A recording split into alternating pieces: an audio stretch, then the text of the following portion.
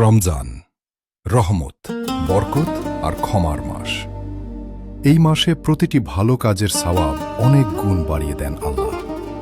তাই একজন মুসলিম হিসেবে আমাদের চেষ্টা থাকে এমন কিছু কাজ করা যাতে আল্লাহ সবচেয়ে বেশি খুশি হন।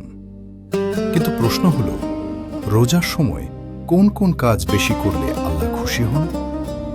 চলুন আজ জানি সেই আমলগুলো সম্পর্কে, যা আমাদের রোজাকে আরও সুন্দর ও কবুলযোগ্য করে তোলে। প্রথমেই আসে নামাজ। রমজানে নামাজের গুরুত্ব অনেক বেশি। 5 ওয়াক্ত নামাজ সময় মতো পড়া, বিশেষ করে জামাতে পড়া, আল্লাহর কাছে খুব প্রিয়। এর সাথে যদি আমরা তাহাজ্জুদ নামাজ পড়ি, তাহলে তা আল্লাহর নিকট আরও বেশি প্রিয় হয়ে যায়। রাতের নীরবতায় যখন বান্দা আল্লাহর কাছে হাত তুলে দোয়া করে, তখন আল্লাহ তার দোয়া কবুল করেন। দ্বিতীয় গুরুত্বপূর্ণ কাজ হল কুরআন তিলাওয়াত। রমজান হল কুরআন নাজিলের মাস।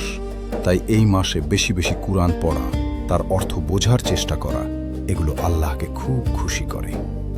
প্রতিদিন অল্প হলেও কুরআন পড়ার অভ্যাস করলে হৃদয় শান্ত হয় এবং ঈমান মজবুত হয়।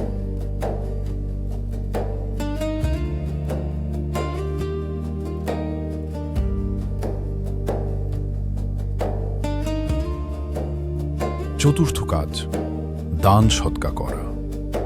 রমজানে একটি ছোট দানও অনেক বড় সওয়াবের কারণ হয়। গরিবকে খাবার দেওয়া, কাউকে ইফতার করানো, মসজিদে সাহায্য করা, এসব কাজ আল্লাহকে অনেক খুশি করে। রাসূল সাল্লাল্লাহু আলাইহি ওয়াসাল্লাম রমজানে সবচেয়ে বেশি দান করতেন। পঞ্চমত, ভালো আচরণ করা।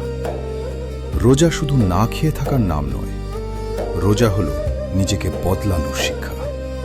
মিথ্যা কথা না বলা, গীবত না করা, কারো সাথে ঝগড়া না করা, এসব বিষয় খুব গুরুত্বপূর্ণ। কেউ খারাপ ব্যবহার করলেও শান্ত থাকা, ধৈর্য ধরা, এগুলো আল্লাহর কাছে খুব প্রিয়। ষষ্ঠ কাজ, ইস্তেগফার করা। বেশি বেশি আস্তাগফিরুল্লাহ পড়া, নিজের ভুলের জন্য ক্ষমা চাওয়া। রমজানে এর বিশেষ গুরুত্ব আছে। আল্লাহ তার সেই বান্দাকে ভালোবাসেন যে নিজের ভুল বুঝে ক্ষমা চায়। সপ্তমত, ইফতার করানো। যে ব্যক্তি একজন রোজাদারকে ইফতার করায়, সে সেই রোজাদারের সমান সওয়াব পায়। তাই সামর্থ্য অনুযায়ী কাউকে ইফতার করানো আল্লাহর কাছে খুবই প্রিয় একটি কাজ। রমজান আমাদের জন্য একটি সুযোগ নিজেকে বদলানোর, আল্লাহর কাছে আরও কাছে যাওয়ার। এই মাসে ছোট ছোট আমলও অনেক বড় হয়ে যায়। তাই আমরা যদি নামাজ, কোরআন, দোয়া, দান সদকা আর ভালো আচরণে মন দিই, তাহলে আল্লাহ অবশ্যই আমাদের উপর খুশি হবেন। সবচেয়ে বড় কথা, রোজার আসল উদ্দেশ্য হল তাকওয়া অর্জন করা, অর্থাৎ আল্লাহকে ভয় করা, আল্লাহকে মনে রাখা আর তার আদেশ মেনে চলা।